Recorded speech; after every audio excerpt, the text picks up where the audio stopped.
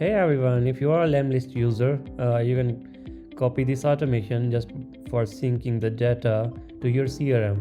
Here I'm using Attio as a CRM, but you can use HubSpot, Salesforce, Pipedrive, Monday.com, or any other CRM you want.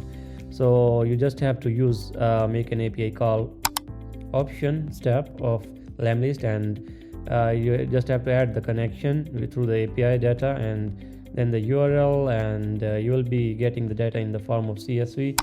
Then you can use the module of parse CSV and map the body here, and it will be giving you the data in the form of CSV. And then I have actually 4 type of data coming from Lemlist, like if someone replied, or LinkedIn invitation sent, or LinkedIn replied, or email sent. So all the leads will be in the form of CSV data, and from here the filter will be pushing the data towards Attio according to the filter, because we have different status here in Attio.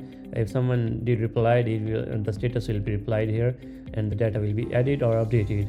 And similarly, if the LinkedIn is sent, LinkedIn invite is sent, it will be added or updated in Attio that LinkedIn invite is sent through the current or fresh data.